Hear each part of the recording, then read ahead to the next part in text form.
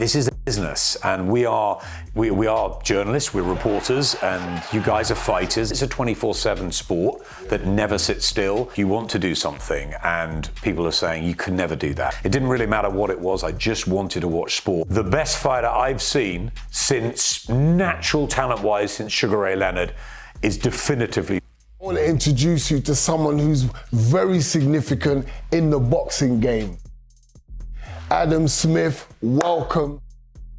It's an absolute pleasure to have you on today, my man. It's great to see you, Mark. It's a pleasure to be on, and thank you for inviting me. We go back so many years and have obviously so many memories. And as you said, it's been a journey for you, which has had some highs, some obviously huge lows, a lot of trauma, a lot of rebuilding, a lot of horrible reality, but also, you know, great memories from your boxing days and from what you've done, which is awe-inspiring for all of us that have followed the story.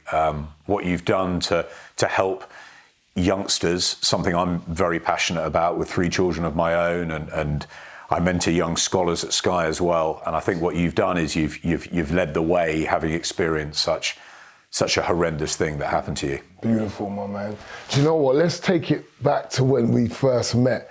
I remember just being a baby in the game in boxing. I was as well, I think. Yeah, I think you was. I don't know what position, what post did you hold back in the day when we first met, Adam? I can't remember. Do you remember what position you was in with Sky when you first came in? Yeah, I came into Sky in the August of 1994. I was a junior. I was a production junior. I was just to help out. They put me on the boxing. It was one of my many passions. Tommy Hearns had been a hero, Barry McGuigan and others. I'd spent a bit of time. I worked at CNN in Washington, and they parked me down to Atlanta to the sports department for a while, and I ended up working with Evander Holyfield, which was amazing. And I went to the Holyfield What year was that? fight. That was 1993, and I went to see the Holyfield Bowe fight, the second fight. The first fight was amazing, and the second fight was the rematch in Vegas at Caesars, and it was the night where a fan man came in and crashed down into the ring apron, and everything was held up, and Evander Holyfield regained his title, and Bowe got all sort of stiff and rusty, and Holyfield came on down the stretch. It fascinated me. I thought in boxing terms, here I am, and there's this lunatic coming in on a propeller. There's the heavyweight championship of the world, and I thought, this is a sport I want to be involved in. And I was lucky enough, I got the chance at Sky Sports. I was just a junior. Frank Warren brought his stable over. We had Barry Hearn and the Chris Eubank Senior sort of world tour contract at the time. Frank came in within, I think it was a year or something. And with that, he brought Frank Bruno, Nigel Benn, Nassim Hamed, and of course a young Mark Prince, because your time was the sort of mid to late 90s. Yeah. And that was me when I was growing from a junior to, I guess, a young reporter. And I remember your fight nights well. I remember being excited about what you provided us in the ring. And I remember that odd trip to Oberhausen in Germany, and I remember lending you my coat because you were pretty chilly out there, and you were fighting for a world title, and I couldn't quite sort of work it all out. But yeah, listen, it's a crazy sport, it's a mad business, but yeah, that really got me into it. Totally. Do you know what? Let's take it right back, because I work with young people, and I'm gonna obviously have a lot of young viewers as well watching, and I just want them to get a real look into your life, because a lot of young guys might be looking and thinking, well, he's from a different world from me, but not understanding that it's all about the mind. It's the mindset that takes you. It's not your background. It's just the drive and determination within you. So I just want to ask you a little bit about what was it like growing up before we really get into the boxing stuff. For you, when did you first sort of realize that you had a passion for boxing and even started visualizing you being in a position like this, or did you ever as a young boy? It's a really good question, Mark, because I think that childhood is so important. And I was very lucky. I had a good childhood. I was privately educated. I was very fortunate in many ways. But a lot of my friends went on to work in the city, or work in the medical trade, or work in, accountancy, banking, all sorts of sort of traditional, I guess, businesses for for the city. I never wanted to do anything like that. My dad was a senior retailer. My mum was a retailer as well. And I think they thought I was going to have a sort of regular job, etc. But I didn't ever want that. I remember when I was 9, 10 years old, I was fascinated by sport, not just boxing. I loved the football, the horse racing, the cricket, the darts, the tennis. It didn't really matter what it was. I just wanted to watch sport. I was rubbish at playing sport. I mean, I was in the D teams, the C. I was, always the last one. But, there are 20 people there for a kick around, and I'd be number 19 picked, right at the end. Right at the end. I was hopeless. I was hopeless. I was the kid at the end. I was tiny. I was rubbish. But you know what? Don't pick him. We don't want him. But you know what I did have, and that is a love of the sport and the fact that I wanted to watch it. So I became the best watcher of sport of all my friends. They were better at football and better at cricket and at rugby, but I could watch and I could analyse sport. And from a very early age, I started to do sort of mock commentaries. So I had a little dictaphone. I used to go around. I drove my folks mad. I used to go around and I sort of turn down the Formula One or the Grand National, and I'd go, right, okay, I'm doing it. Here are the horses, here are the names, here's my dictaphone, and I'm going to go for it. And it was before my voice had broken. So I was really squeaky like this. I'd be like, here, it's Cormier on the far side. Here comes Hello Dandy. It's coming to the elbow of the National. All that. And I put that on the tapes, tapes and tapes of it. You still got them, Adam? Do you know what I did with them? When I wanted to get into Sky Sports, I sent them to Vic Wakeling, who was the head of Sky Sports at the time, and said, "This is how long I've wanted to do it." Wow! So I had a goal very early on that I wanted to be a sports commentator, and my mum was. What age was this? 10, 11.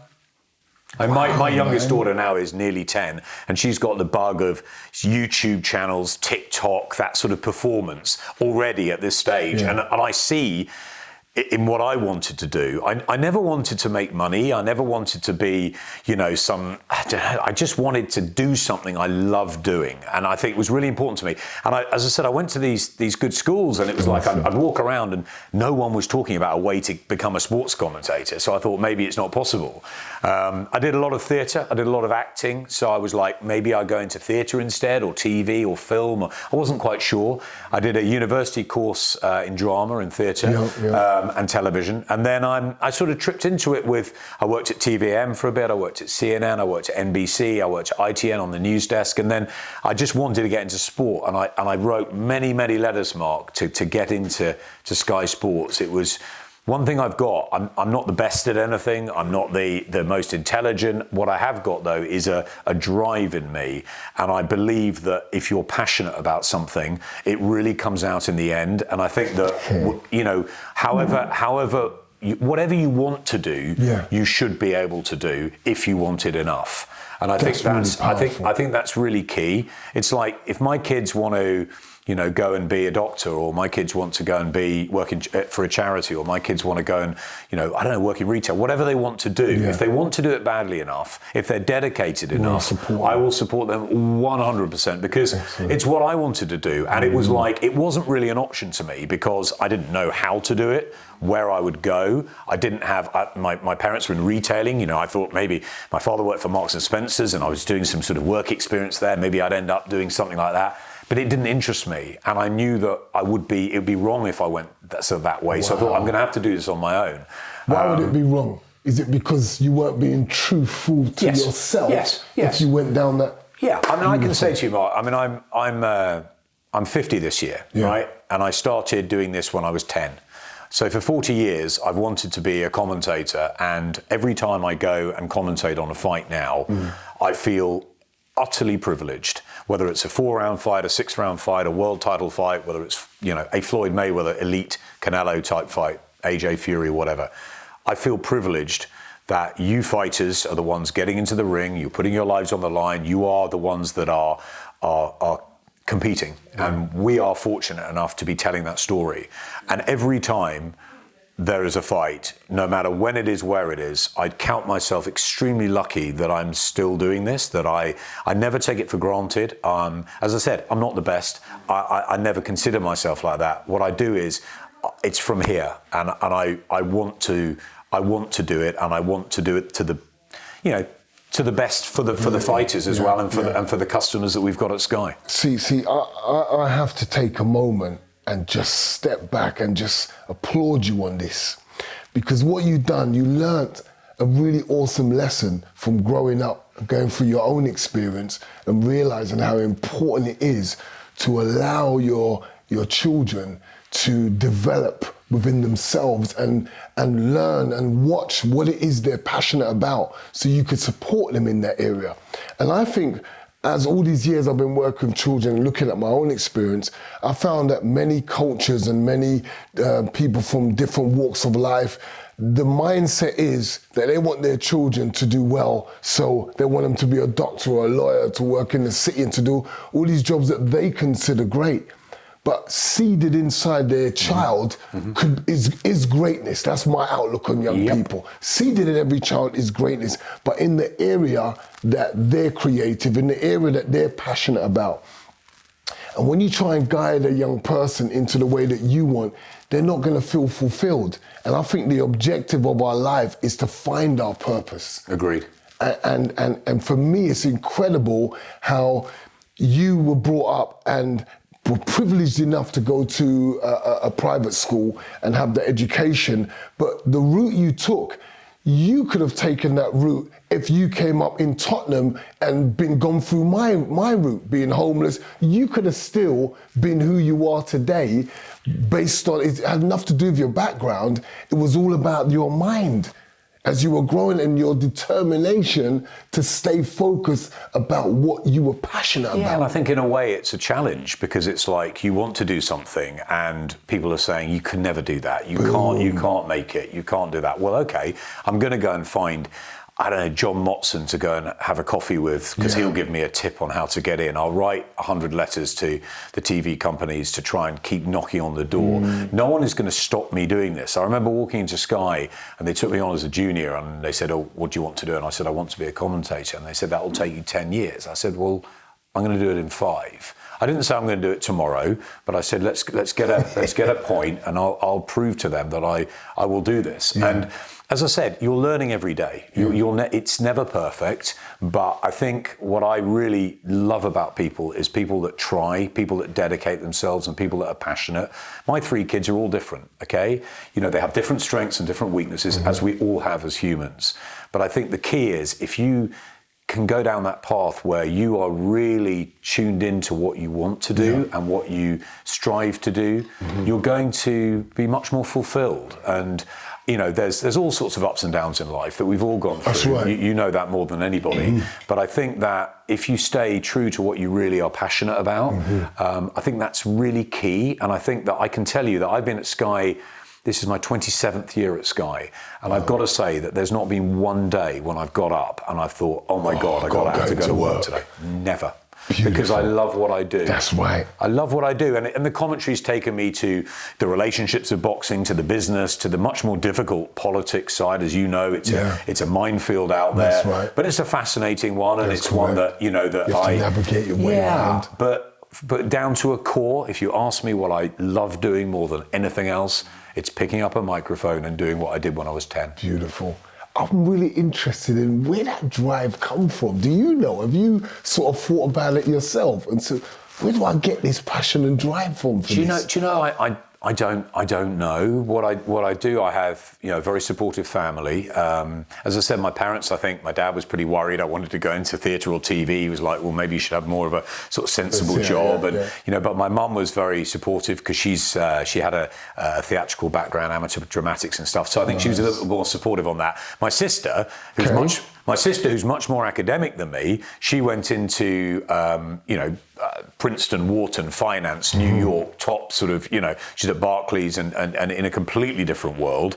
I've got 2 brothers, you know, one's in property, the other one's runs a chocolate business. So I've got, you know, everybody's different. But I think what we have all been taught and not forced to do, but I think we've had to sort of, you know, pick ourselves up and do it, is that we're very dedicated. We're very, you know, we want to try and do it to the best of our abilities. And for me, when it's a commentary commentary, I won't turn up and just pick up the mic and commentate and say, right, these are two guys in the ring.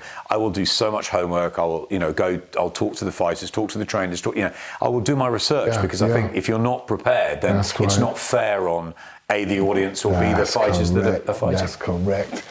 I'm hearing when you're talking that, wait a minute, we're talking about where your drive comes from, but I can hear stuff from your mum and her creativeness, and I can hear stuff in you from your dad and his business savvy.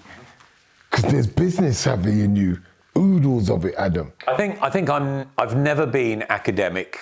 I've been lucky that I've maybe got street smart or street bright over the years. I know, like it's interesting with the homeschooling now during lockdown, maths, oh my God, science, oh my God. But actually, if I've got drama or English or something, I can help the kids. And I think that I've learned through boxing, and I think, Eddie Hearn's the same, and a lot of people that have been in boxing for a period of time, you learn very quickly what the sort of moves are and what you've got to be aware of. And I think that it sharpens your mind. And I think because it's a 24/7 sport that never sits still, I think you're totally active.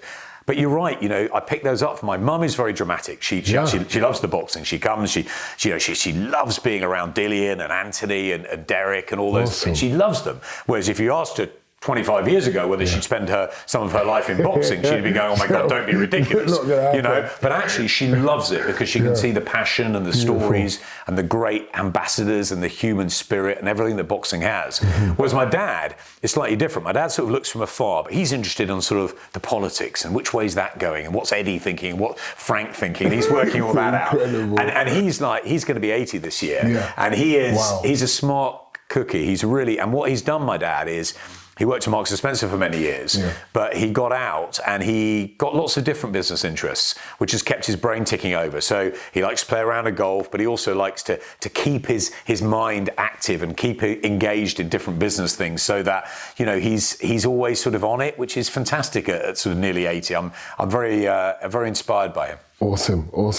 I think it's interesting because a lot of people that's really boxing fans kind of secretly would love to be able to fight and be able to be good fighters. Yeah. Did you have anything like that in you? Never. Not in a million years. Did you have to ever lift a fist up? Not in a million years. Yourself? I told you, Mark, I was rubbish at sport. Do you believe me on that? I'm not. The only thing I can play a little bit of table tennis and pretty bad tennis, but I'm going to whoop Carl Froch because we've got that on there. So I can play a bit of bad tennis, but I'm really bad at sport. Okay, but I knew my skill was to sort of watch everything. I watch more sport than probably anyone in Sky Sports across the board. I watch snooker, I watch NFL, I watch cricket, I watch golf, I watch rugby. Everything I watch. Okay, there's not a sport I don't like, right? You're asking me if I would go in a ring and fight? Are you mad? I've not got that mentality. I don't have that toughness. I mean, what's the old saying? You're a lover, not a fighter. Whatever. I'm not ever. And you know what? You know me for years. I mean, it's lucky I'm not wearing a tie today. For years, I walk around with a suit. And people look at me at Sky going, why is he walking around with a suit and tie all the time? That's what I was brought up. Put a tie on, whatever, walk around. That's when you work, right? Being you. There was a funny story. I went to interview Adrian Dodson, right? And I really liked Adrian, okay? Double Olympian, great talent, but never quite fulfilled as a professional. I thought the talent that he should have done, but a great fighter and a very, very intense individual. And he was a good interviewee. I loved interviewing Nassim Hamid. I loved interviewing lots of people. But I really liked interviewing Adrian because he made me think. And one time I went to his gym. I don't know, he changed trainers like hot dinners. He was all over the place. But I tell you what, he told me, one day, you're sitting in that suit, you're coming into the ring with me. And I said, what? He said, you're coming in and you're going to do 3 rounds with me. And I said, no way, I'm not doing that. He said, you are doing that or I'm not going to finish this interview. And you're going to have to go back to your boss and say, he wouldn't do the interview. So you know what I did? I went in the ring with him and he messed me around for 3 rounds. I hit him, he couldn't hit back, he just wrestled me and mauled me. And I realised within 2 minutes of the first round how exhausting it was. Wow. And I wasn't even getting hit. I was just being sort of pulled around and whatever. And I think it gave me an insight into how hard it is for a fighter at any level. And I think it just gave me, if I didn't have huge respect for anyone that gets in a ring, it made me realise how how much I do. And I think that was just a little lesson. And actually in recent times, I've done a bit of pad work and to keep fit, because it's a fantastic fitness. And, I try and run a bit and keep myself in a bit of shape. But no, it was never for me anything like that. And people say, oh, would you do a charity boxing match with someone? No, because it's not me. It's not in me. Yeah. But I have more respect, I think, for fighters than any other sport, because of what you guys go through mentally, physically, emotionally, in that ring, out of that ring, trying to deal through the boxing politics. And I think, I was taught a big lesson that day of it's very, very tough. Yeah, awesome. I'm thinking about the challenges you face, like as a young person growing up. Was there bullying, challenges you had to deal with? Was there fears that you had to deal with growing up? Because I think people underestimate, how much kids actually are. You're just a kid, everything's getting sorted for you. You got life really great. But in a kid's life, there is lots of stuff going on in their little world. So it'd be interesting to find out what kind of challenges and fears you had to face and deal with on another level in your world. Do you know, that's a really, really good question. I wouldn't say I got bullied, but I got teased a lot at school. I got criticised a lot at school. When I was probably between sort of 9 and 12 were the worst times. My parents split up, so that sort of nice, great family unit went. Wow, my mum and dad have always had an amicable relationship. I get on really well with my stepmom. I had 2 brothers from a second marriage, so it was not easy. I went off to sort of boarding school for a bit, and things were a little turbulent at times from a family point of view.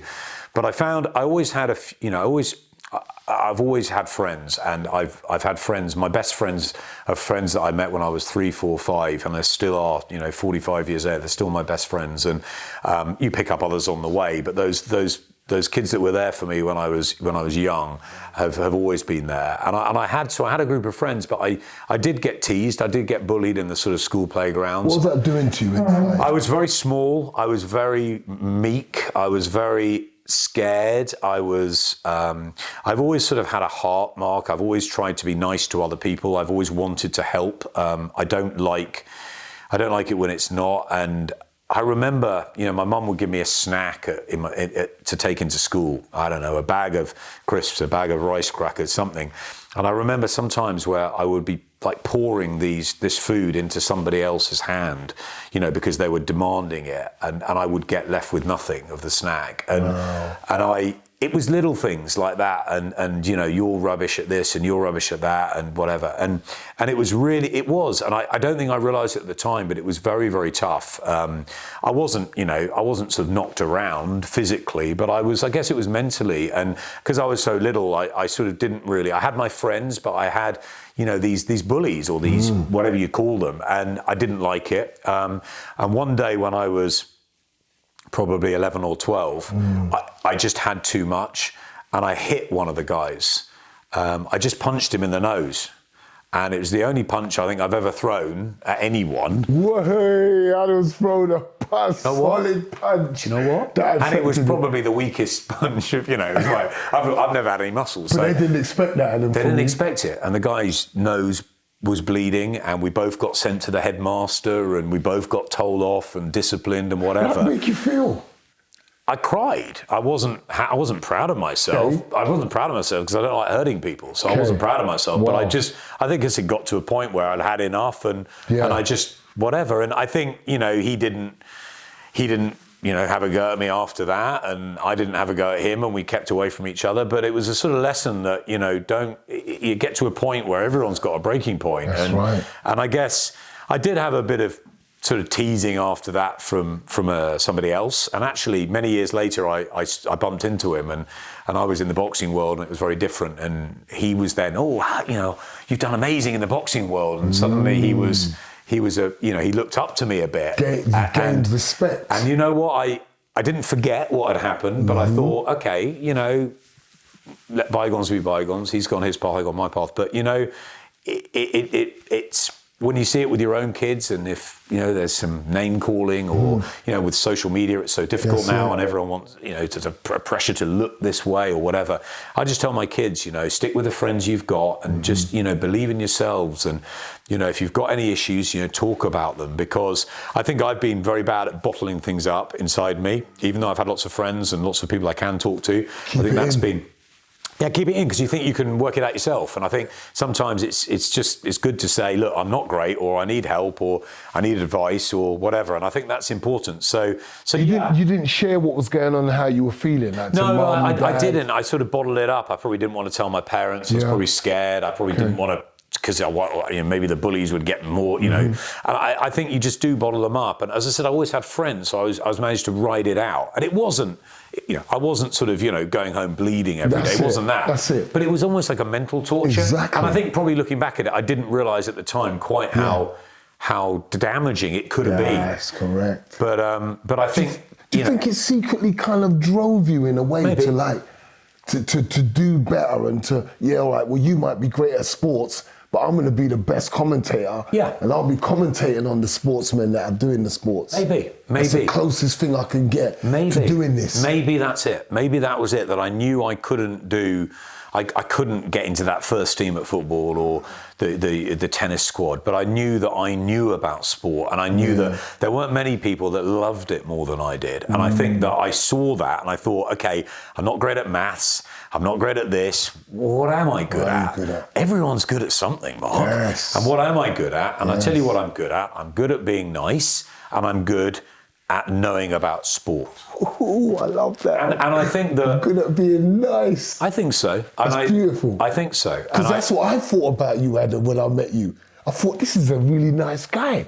Just sitting down, reasoning with you about boxing. And it was like, you really cared just about listening to me and just talking to him about my career. And we talked about religious stuff. We talked about God, the creator and stuff. You know, we engage with each other, man. Do you think, I think because I've been surrounded at a private school in quite a sort of enclosed way, I think for me to go into the boxing world was a massive eye-opener, but it was also something that maybe I was destined to do, because I love people. And suddenly I had a huge variety of people in a world which I didn't know much about, apart from sort of hero worshipping Tommy Hearns and stuff. I didn't know about the massifications, the thing behind the scenes, the sort of broken families, the difficulties that people have had getting into boxing, and the good it's done to give you discipline and structure. And I think I thrived on finding out those stories and learning more about people.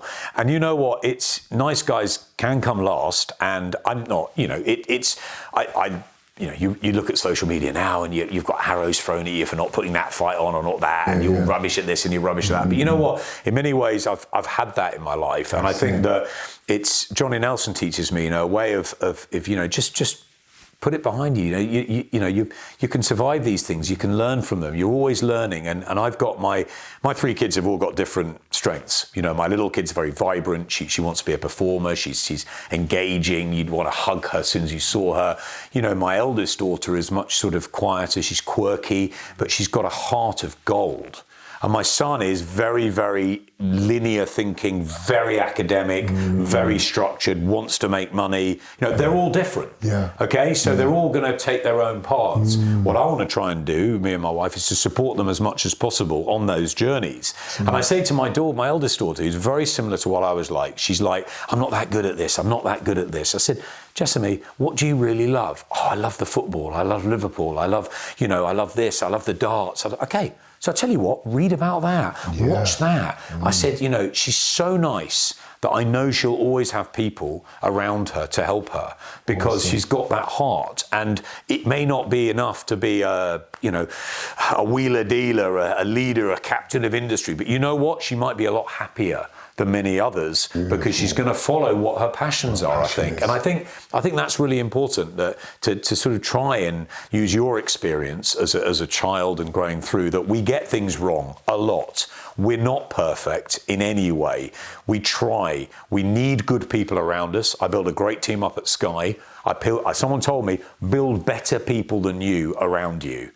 Do you know what? There's a lot of people that are better than me at a lot of things. We were joking about computers before. I'm no good with the technology. I'm no good operationally and none of that.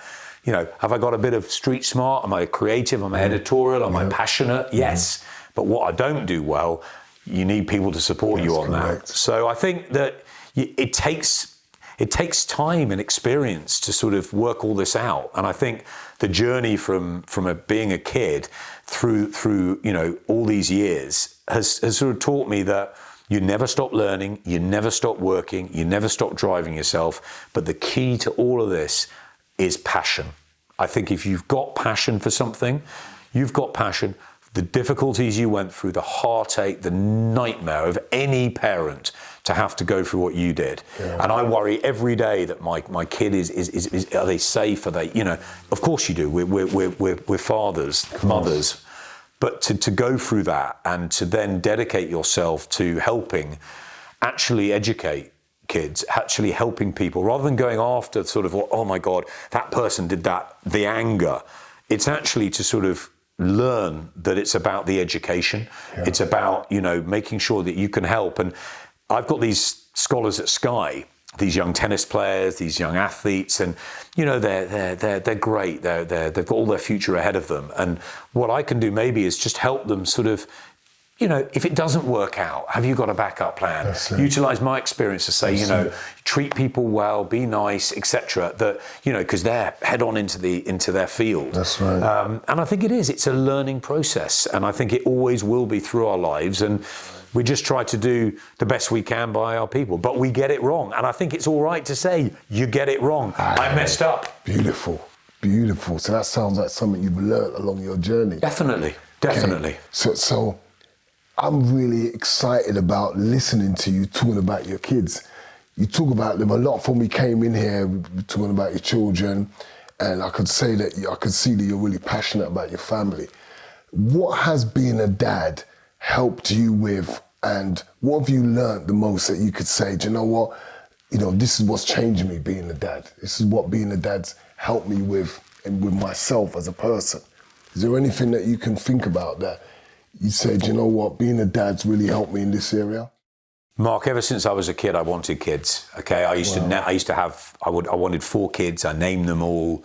I was like every single girl I ever met. The first thing I'd say to them is, "Do you want kids?" I mean, 3/4 of them ran a mile. I mean, they didn't. You know, if they come anywhere near me anyway in the first place, it was a miracle. But then when they did, I was like, "I want kids. I want to be a dad." They're like, "Hello, we haven't even gone out for dinner yet." You know, so I've always wanted kids, and I've been lucky. I've had two younger brothers who are much younger than me, and when I was in my sort of early 20s, they were sort of 8 and 5, 9 and 6. So I had a bit of a learning about being not a dad, but being a sort of a fun big brother. You know, I didn't have to change the nappies, but I could sort of inspire them and have fun with them. So I've always loved kids, and then to have my own, it changes everything. It changes everything.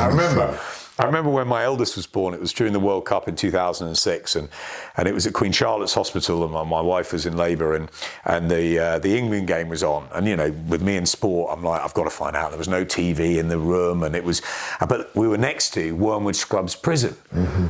And you could hear the prisoners cheer when England scored.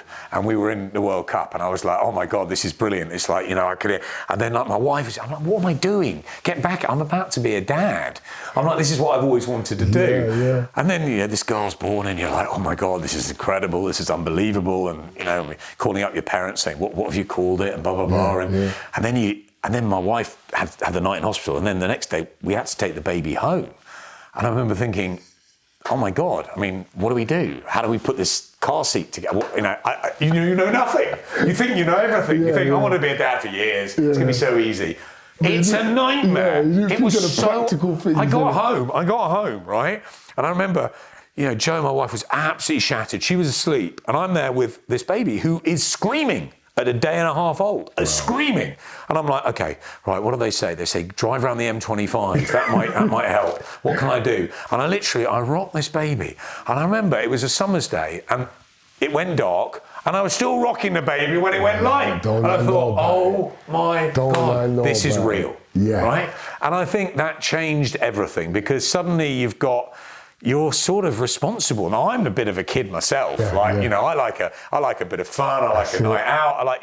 I'm a bit of a kid. Spencer Oliver's a good mate of mine. We're very similar. It's like, we want fun, but actually you've got to be responsible. So I think it taught me that, there are people that are dependent on you, and that again, like it's sort of okay not to be okay, or it's okay to say you've messed up, or it's okay to say I didn't quite get that one right, I'm going to get that one right again. It's tough, Mark. It's tough. And then I wanted more kids. And then my wife said, really? After this first one? I mean, she's an absolute nightmare. She's probably the easiest and nicest now. Yeah. She was a disaster for 2 years, she screamed. I've had that experience. Right? She didn't even walk or anything. I was like, oh my God, this is horrendous. Yeah, and when I tell her now how bad she was, she's like, sure, don't be ridiculous. I said, it was awful, right? And then we had another one, 15 months apart. So they're like Irish twins. Wow. And then my wife said, right, we've got one of each. And I'm like, no. I want another one. And actually, I wanted 4. So I was like, please. She was like, this is the last time we're going through this. I'm like, please be twins. Please be twins so I get 4. And we got 1. And this is Tilly. And Tilly came out and she's been like 4 in 1 for 9 years. She runs the house. She is crazy. She doesn't stop talking from the moment she gets up to when she goes to bed. She sees, and it's like they're 3 cracking personalities, and they drive us up the wall, and there's times where you think, I can't deal with this, I've got to go out. It's a medley of things. But I think what it's probably taught me is that I'm just so lucky to have them, I guess. Yeah. Because there's things that you've gone through as you've grown up, and obviously you've kind of just wanted to inject that into your own children. The fun that you've wanted to experience yourself in your life, the freedom to be able to develop your own purpose and do what you want to do. And did you have a purpose for your, no, that's a wrong question, because you've already made it clear that you allow them to be able to come up and do what they want to do in their life. So I think, let me retire the children area, because I think it's just beautiful the way that you expressed everything with the kids. And let me go into the fight game, because I think it's really important, and there'll be viewers that want to hear things about fighters and stories that they wouldn't be privy to. Sure. So I want to kind of bring them inside with your eyes so they can see the things that they would never normally get to see. Like the fact you didn't have a coach in Germany. Exactly and right. You had one trainer with you, and I think that was it, and there was a couple of us. And what did you think? I thought it was madness. We're out there in the Rhine-Ruhr Valley. You've got your biggest fight of all time. You're unbeaten. Darius Mikuszewski's this monster, right? And I'm out there, and I'm a young reporter, and I remember we had this hotel and this edit van outside, and it was a pretty murky part of the world. It wasn't a nice... It was. I thought I was in the twilight zone. It was weird. I promise you, I did as well. And I remember calling my boss going, Mark's out here and he's got his trainer. I don't think there's anyone from I think Andy Ailey might have been coming out, or Frank Warren near the time, but I don't think there's any of the promotional team out there at that time. It certainly felt like you were sort of on your own. And I said, we're taking him out on a shoot, and he's like in a t-shirt. I'm like, it's freezing.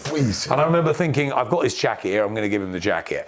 And it was the most bizarre experience. And then, you had the fight to go through, and I just remember thinking, how can this be your world title fight? It was odd. So yeah, look, I mean, there's... The whole makeup to it, Adam, was crazy. Coming from LA, I don't think the preparation was right.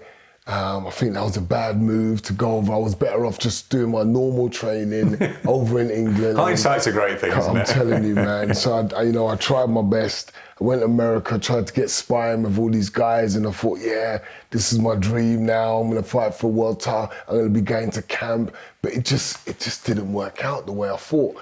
And I didn't have a team.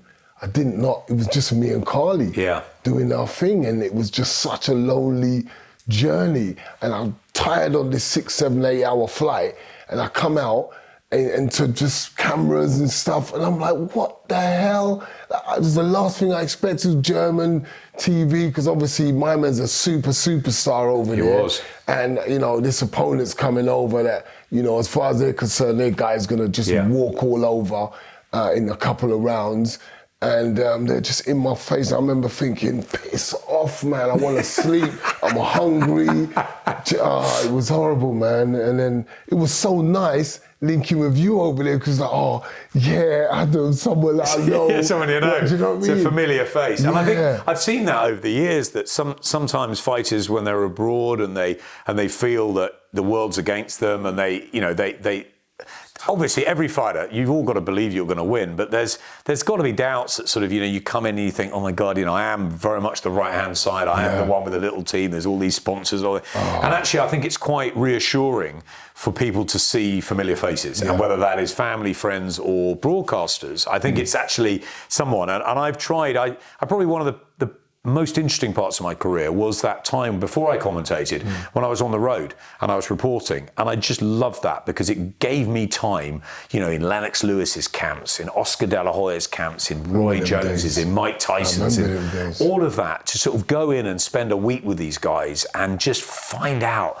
where it all started, what made them tick, just sort of the backgrounds I found fascinating. I remember going with Charles Brewer, the Hatchet, around Philadelphia and seeing the sort of literally like a cardboard box where he lived. I mean, it was just bizarre. Wow. Miguel Cotto in Puerto Rico, Johnny Tapia, that what he went through, all these amazing stories that I was privileged enough to sort of tell. And I got very close to an exciting fighter, a wonderful fighter called Diego Corrales, Chico. Yes. And he had one of the greatest fights of all time with Jose Luis Castillo. But I got to know Chico, and he was he'd gone through ups and downs. He was in jail. He was a dad of 5. He was up and down. He was a bright guy, and he was a warm-hearted guy. Yeah. And we just hit it off. There was a bond there, and you found that with fighters. I found it with Ricky Hatton as well, that sort of, we were there for his whole journey. Joe Calzaghe, I'd known since he was a teenager, and I saw the whole story develop. And I think it's fascinating to be able to tell those tales and be privileged enough to be close. And I just have so much respect for firstly all the men that went through it, and now the women. Jane Couch was the pioneer, and then I just was desperate that Katie Taylor would become a pro. And then when Eddie said, I'm going to take a pot on Katie, I was like, wow. And watching Savannah Marshall and Chantel Cameron and Terry Harper and all these brilliant women come through, as well as the men. Yeah. It's fantastic. And I think we're lucky because with boxing, we get better access to any of our stars or our undercard fighters or whoever they are than any other sport. Any other sport. Football, I've worked in football. They hide behind agents and managers and whatever. They say what their sort of club wants them to say. It's difficult. When I met Andy Murray, I found out he was a massive boxing fan. So I was like, right, maybe Andy will talk about boxing rather than tennis. Johnny and I went to meet him. That struck a great friendship up because he didn't want to talk about tennis. He wanted to talk about boxing. Wow. And he looked up to Johnny Nelson. And I thought, oh, wow, that's brilliant. And so we're lucky enough in boxing to get so close. That's and we can tell the stories. And some are good, some are not so good. There is life and death. It's a tough game. Do you find that fighters are real down-to-earth people and a lot more warm-hearted than their maybe their reputation? Like Mike Tyson, have you ever met Mike? I've met Mike on many occasions. I interviewed him probably the second half of his career. When did you realise he wasn't the beast that they was trying to make him out to be? Do you know what? With Mike, it was great because he was unpredictable, so you never quite knew what you were going to get, which is what boxing is. That's it. And Mike could sort of, I remember interviewing him when he'd beaten Brian Nielsen in Denmark, and he walked down the corridor, and there was 50 of them with him, and Crocodile at the front, and the slitting throat stuff, and I'm thinking, come on, stand up straight, you're all right here, you're all right here, you'll be okay, you'll be all right. And you're like, hi Mike, and you think, oh my God, he's going to be horrendous. Yeah. And sometimes he's tough, and sometimes he's like kissing babies. You didn't know what you were going to get. So I found the real Mike quite quickly. But yeah, boxing, before I got into it, people were saying, boxing, those fighters and they're, this. They are the most pure of any athlete. The mental, physical dedication, the way outs they've got, it's inspiring, Mark. Yeah. And I've been so lucky and fortunate enough to meet so many people through boxing, whether it's managers, trainers, promoters, and there's some incredible characters out there, but there's nobody like the fighters. Nobody. For me, my experiences talking to Bernard Hopkins till late at night, going into camp with What do you remember about that experience? Do you think that you learn from either watching fights, what happens, or do you learn a lot and take things away from the fighters themselves and their lives? Do you feel like you take something on board for yourself? I think you do. You know, you get close to a lot of fighters, and there's obviously, we're broadcasters, so there's got to be a slight gap. You know, you can't ever become best friends with them, and I think that's where, you know, we got on very well. Yeah. I got on with a lot of fighters, and particularly I got close to Prince Nassim Muhammad, and we were doing interview after interview, and for many, many years. And I guess he probably thought of me as a very close connection, and me the same. We were working together.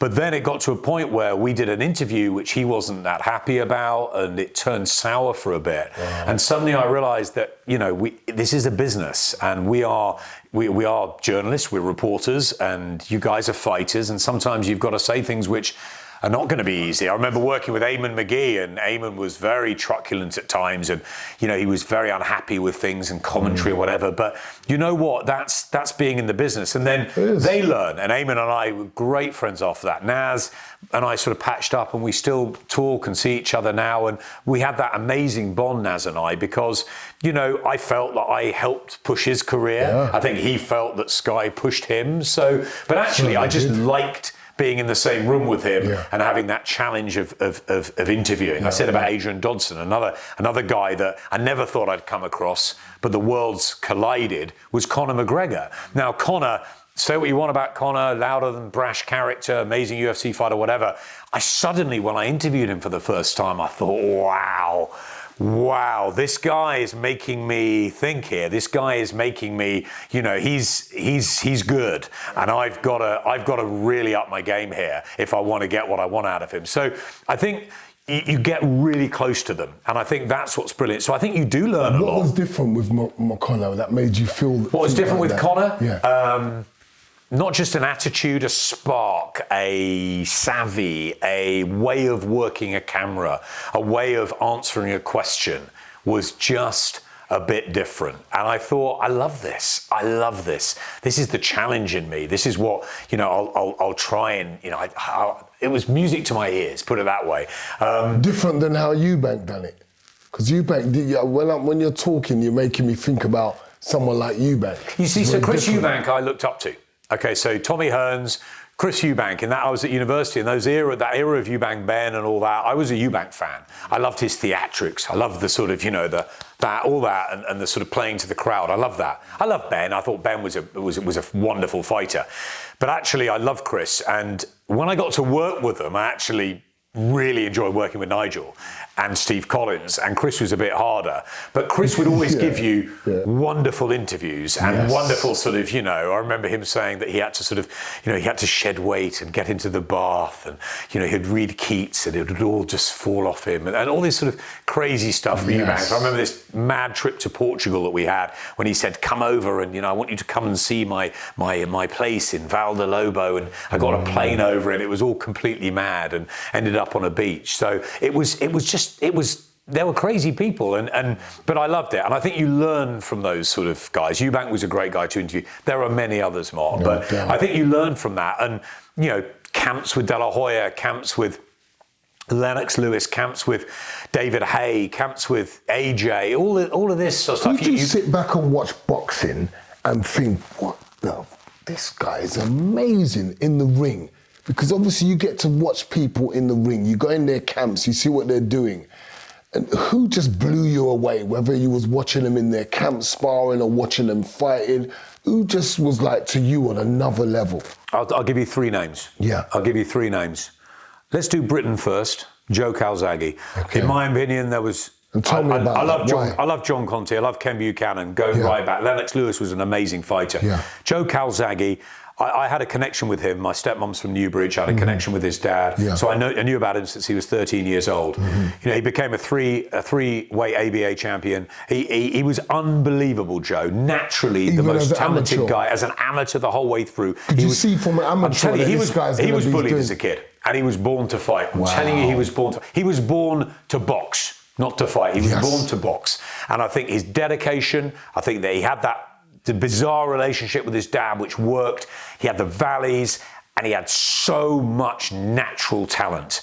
And I think Joe retired at 46-0. Okay, did he fight, Ben Eubank and Collins at their peak? Maybe not. Cool. Did he fight Jones and Hopkins at their peak? Maybe not. But he beat everyone that was in front of him. He had a rough night with Robin Reed. Maybe he didn't get that one. There's a couple of bad performances against David Starry. But for me, Joe Calzaghe was the greatest that we have produced in many, many years. Awesome. But on a universal, a global scale, two fighters that I will always treasure watching in the gym, time after time, and commentating and being at ringside for. One had what Teddy Atlas used to call a shooting star. He was gone before he was, and that was Roy Jones. There was a moment in Roy Jones's history, about a year, where he was untouchable. And to watch him in the gym and to watch him fight was pure magic. But I think for longevity and the fact that he took it from the beginning to the end, the best fighter I've seen since, natural talent-wise, since Sugar Ray Leonard is definitively Floyd Mayweather. He was incredible in a ring. He was incredible in training. He used to run back from nightclubs when his boys were all out there and his trainers. He was never out of shape. I never, ever saw him out of shape. He was brilliantly talented. To watch him in a gym with a rope, to watch him on the pads, to watch him spar, a pleasure, an honor, and to see him ringside and to see the impact he had on boxing and the fact that he had perfected a style that could take him up through the weights. He was tiny. It took him up through the weights. And I interviewed Floyd. I was in Atlanta when he got robbed. He should have won gold. He didn't. He got bronze, and he was robbed that. And from then on, I was fascinated by Floyd Mayweather. I interviewed him after 3 or 4 fights. We had a walk around Big Bear together. He was talking about fighting Naz at that time. So I've always had a sort of a connection with Floyd, and he's always kept himself to himself and his team around him with Leonard Ellerby and obviously his dad and his uncle and that whole Mayweather, the clan. But there's no question. Love him, hate him, the pretty boy, the money man, whatever you say. The greatest fighter I have ever seen live is Floyd Mayweather, and that's going to take some beating. Wow. I look at this guy, and as you said, love him, hate him, however you feel about him. What he brings to the table is the greatest lesson that you can teach any young person coming up. Put the work in. You've said it. It's about, it doesn't matter what talent you've got. Okay, he was blessed with talent, so he had that to carry. Is talent enough, Adam? No, it's definitively not enough. Boom. If you have talent and you think you can do it and you don't put the hours in and the shift in, you're not going to make it work. Then you've got the fighters or any sports, men, women, or anyone in business. They may not be as naturally talented, but they put the hours in, they can easily parallel that. If you've got both, wow. What a blend. So Floyd Mayweather, not only was he better than anyone else, he worked harder. Yes. Both eras he smashed. So for me, I totally agree with you. Like, I haven't seen him in his gym training, but I've seen him fighting, and I know to be able to keep your distance, to be able to control fighters like Pacquiao and Canelo. Look what Canelo's doing now. And look how Mayweather dealt with him how many years ago?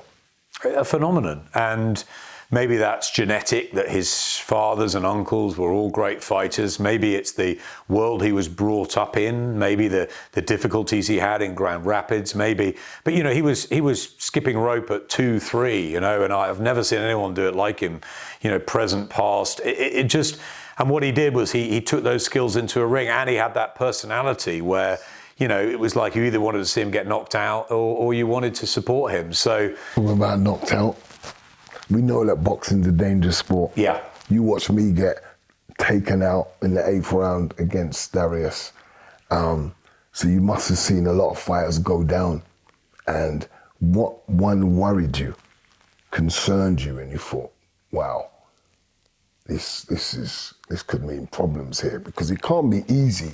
I've watched people, family members, watching their family. I don't forget watching Kevin Lewson's missus and his family watching him. He had a lot of girls sort of in his family. Mrs. banging on the canvas. Yeah, it was like, whoa. And I think that the women that deal with that as well, the mothers, the wives. It's not easy to watch, is it? It's not. I remember Joe's mum never went to a fight, but others want to be there at the ring apron. Yeah. It's a very different, fascinating, the mothers and the sport. it's really hard, and I think when you get close to fighters, watching Ricky Hatton get knocked cold by Manny Pacquiao, for example, and you know what a great guy he is and what we've done with him, it's really hard, and you have to be, when we pick up a mic, we have to be totally unbiased. People say, "Oh, your favourite matchroom fighters." No, we don't. Anthony Joshua got knocked out against Andy Ruiz. We called the fight. He was the first Mexican world champion. It was a massive upset. You've got to be that side. You can't be too close and too emotional. But it's not natural. I'm an emotional person. I'm a passionate person. I'm a glass half full person, and I like people. So it's hard when you work with somebody and you work with them really as intensely as we do in boxing, not to be affected. I think, to answer your question, if you go back to, I watched Hagler Hearns when I was nearly 13 years old, and I cried my eyes out that Tommy Hearns got knocked out. Yeah. Was it because he lost? Was it because he was hurt? I don't know, but I cried, and I was devastated. In the first year of Sky, I had the horrible experience of losing a fighter, and that shook me to the core, Mark. It was when James Murray fought Drew Doherty in Scotland. And it was a show with Frank and Tommy Gilmore, and it was a dinner show, and it was a horrible night because it was a dinner show and there was a lot of fights breaking out in the arena and the hall that we were in. And anyway, it was a terrible time because I'd been up spending time with James before the fight, and I went around Glasgow with him and his fiancée, and he was saying about how this money for the British title fight was going to get him a deposit, and it was all looking really bright for him.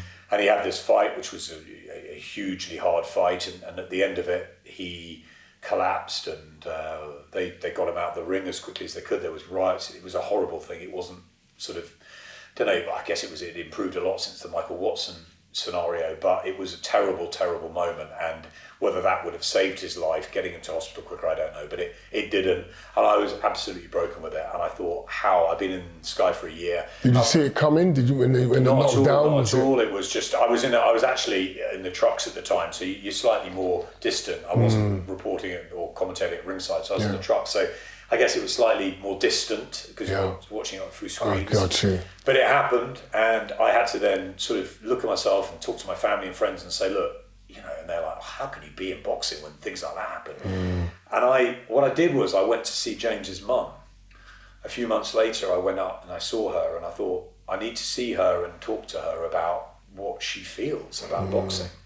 And I walked in, and there was his sister, who was a spitting image of him, and there was a big mural on the wall of James in his gloves, and I sat down, I was terrified. Wow. I don't think I've ever been as nervous. What do you say?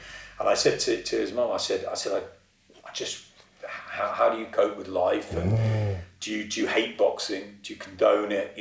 What feelings do you have, the fact that your son lost his life through boxing? And she looked me in the eyes and she said, Adam, boxing saved my son. Boxing didn't kill my son. He would have died with a needle in his arm on the streets here, the estates. He would have got into a bad crowd. Boxing was his way out. It was his dream, and it saved him. And I'll always thank boxing for it. And I could not believe that a mother who'd lost her son would say that. And I've kept that with me, that this is a dangerous sport. This is a sport that each individual decides whether they want to go and do. It is a sport that helps. It's a sport that disciplines. It's a sport that structures. It's a sport that gets people fit mentally and physically, and it gives people a dream. And if it's their passion to fight, why on earth should we encourage them to do it? And if a mum can say that she knew the risks, then that made me not happy to stay in boxing, because that's not the right word. It is a dangerous business. It is a tough business, and we're always going to get criticism, and we are occasionally going to get injuries and upset like that. Spencer Oliver, I'm very, very close to Spencer. Life saved by the brilliance of the board and what happened that night. And things, it can never be as safe. It can be. We can always look and make it safer, but it is much better these days. That's right. We're hoping that these things don't happen, or they happen really infrequently. But it is a risk. It's a risk if you get in a Formula One car. It's a risk if you get on a rugby field. It's a risk if you get on a horse. There's lots of risks. Risk taking, crossing a road, but it's a dangerous sport, and let's not hide from that. But I think that because of the good it does, and not just the drama it gives everybody, the actual good it does to people, and watching kids who have no chance, who are orphans, who have no parents, who have whatever, or have a terrible situation, and they were going into crime, and actually Bernard Hopkins spent time in jail, and then he got out of jail and he hasn't so much as spat on a sidewalk. There you go. He was the most dedicated of fighters. 5 a.m. in the morning, if you're not on Miami Beach to run with me, to film me, I'm gone. 1 minute past 5, if you weren't there, he'd gone. 9 o'clock at night, the lights out. No 10 o'clock news, nothing like that. Wow. No sauce on my pasta, nothing when he was in training. I don't think I've ever met anyone quite like him. So you learn these things, but what you do is you are totally in awe of the fact we are working with some of the most driven, dedicated, brave people. Katie Taylor, 11 years old, all I want to do is become a fighter. Dressed up as a boy, head guard on. Kay Taylor, didn't even use her first name. Look at her journey. She has been not a trailblazer, she's blown it all. She's blown any sort of stipulation you've got of young girls not being able to do something. She's made people believe. She's made my daughters believe they can do anything. And I think that is, and whether you don't quite get there or you miss out on the way or you've tried your hardest, you've tried and you've gone the way you want to go. And I think that's just so important. It's such a learning thing. That's so powerful, Adam. Because as I'm listening to you, you're inspiring me, and I'm a fighter, or I'm a former fighter. And a great fighter. And do you know, it's weird because I missed you when you had to go. Yeah, I was gonna say that. How was that like? Because I felt like I disappeared off the face of the earth. You did, and I think in a way, you know, such is the cyclical version and the nature of boxing is that suddenly one goes and you think, right, where's the next one? Yeah. I think that's the sort of cruel side of it. Yes. Where is the next one? That, oh my God, you know, this guy's gone, or you know, or. And I realised that. While I laid there with my leg all plastered up from my groin right down to my ankle, I used to watch the Boxing Monthly and see my name just disappearing and coming out. It just broke me. But that's horrendous. Broke my heart. And that must be so difficult. Broke my heart. And I remember meeting Johnny Nelson very early on, and Johnny was great. I loved him. I wanted him to win a world title so he could come and work on TV. So he's been there, he's been laughed at, he's been joked about, he's lost, he's won, he's had so much respect because he's had the whole journey. And we missed that fight, me and Johnny. And you did. But I remember that Johnny was, you know, he won that world title against Carl Thompson, and then he went and defended it loads and loads of times, and it was brilliant. But I remember him saying to me, I'm going to have this fight against Enzo Macronelli, and then I'm going to come and join Sky full time. And I said, you're going to get beaten. And he said, you can't say that to me. I said, you're going to lose because your knees and your body have broken. Come and join the TV so that you'll go out on 13 defences, Rain, what a wonderful story, started badly, came through, amazing story. You go and get knocked out by Enzo, then it's not going to end up well. Mm-hmm. But I'll dance rings around Enzo. Maybe you would have done a couple of years ago, but in my opinion, and I'm not going to tell you not to do it, it's your decision, I don't think you will. I think that he'll probably, be too young, too fit, too strong at this stage. I think it's a dangerous fight for you. And actually, his knee then went, and he was forced into retirement. So fortunately, it didn't happen, and he still thinks he would have knocked out Macronelli. But then, then we say Glenn would have beaten Johnny, and Johnny. That's right. There's all of that. They've still got, you all have egos, pride, whatever. Massive. But Johnny is the sort of guy that shows you that it doesn't matter if you've been at the top or at the bottom. Mm-hmm. The fact you didn't win a world title, does it mean you weren't a really exciting fighter? Yes. I don't think I got to demonstrate who I really was in the ring. I'm telling you, Mark, now, you would have won a world title in this era, no question. I think you also, if you hadn't had the injuries, would have entertained us for a lot longer, and I was gutted that happened. But there's many other fighters that it's happened to, and many other fighters that don't get that world title challenge. Yeah. Anthony Ogogo had to retire with eye injuries. Never, not bitter at all. That's the key. About my career. The ones that are bitter are the ones that are going to have issues. Yeah. The ones that say, okay, take my lumps, learn from it, I'm devastated, but I can rebuild and I can utilise those skills to something else. Recreate. And unfortunately, you didn't know what was around the corner for you, which was a horrible changing experience and something that broke us knowing what you'd gone through. Yeah. And something you have done and gone above and beyond in ways of doing so many amazing things for young children to be educated and to learn that there is a better way. I want to thank you for keeping that door open, because I feel like normally a lot of fighters, they finish their career, it's kind of, the bridges are, just broken and you just get on with something else. But I feel that relationships were always there, and the connection, I could make contact with you, I can call you for any support and help. That's why I invited you down to the investiture after I got the LBE, because I felt, and I want Alan to be there and be a part of this. And absolutely right that you get the OBE and more, in my opinion, Mark, what you've done and what you've been through, and we're just really proud of you. Yeah, I really appreciate that, man, and I can feel that connection that we have. And I can feel the way that you are proud of me. I really can. And I think that goes back to what we experienced as a young fighter and a young reporter. Yeah. Because you do have connection with people. And I think that you like to look for the good, the understanding, the trust. And sometimes, as I say, as commentators, as reporters, you have to say as it is. You lost that fight to Darryl Smith-Wojcicki. He was better than you. End of. That's right. But you know what? It doesn't mean that you're any bad person because you've lost a fight or you're. Shall I be straight with you? That ignited my life. It was like, okay, no pressure. The O's gone. 18 and 1, 19 and 1 with my career. First ended the first stage. It was like, cool. Let's learn from what Darius done to beat me, and let's become a better fighter. I adapted Darius's jab. He had this very deceiving jab with so much weight that just came straight through. And if you remember, it was knocking my head back. And I was thinking, nah, man, I can't keep letting this guy catch me with this jab. But I'm thinking about his jab. I'm not thinking about what I'm supposed to be focused on doing. So I'm trying to be throwing punches on this guy and being busy, but I didn't train to throw 4 or 5 punch combinations. You have to train to deliver what you've been doing in the ring, in the gym. You have to come to the fight and do it. I didn't train like that to do it for that fight. So by round 8, I'm toast, I'm done. And Carly was trying to say, don't just throw punches.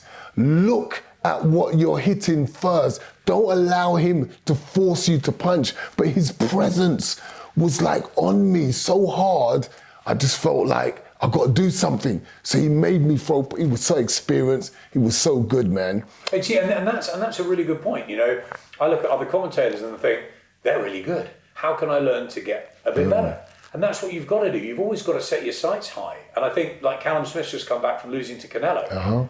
Very honest. He was. I loved it. I loved his honesty. He was better than me. Kept it real. And that's right. Ricky Hatton lost to Manny Pacquiao and Mayweather, the 2 greatest fighters of his generation. Yeah. Does it mean Ricky Hatton wasn't unbelievable? Thank you. Wasn't one of the great stories of British sport? Yeah. With the fans he had, with the boy next door, with the fun we had with him. Doesn't make any difference that he lost a couple of fights. So fighting's taught us about life. It's okay to have a bad day. It's okay to lose. It's okay to lose. It's okay to come back and recreate yourself. And it's okay to say, I've lost and I need help. Alan Smith, a man I love and admire. We are out. Thank you for tuning in.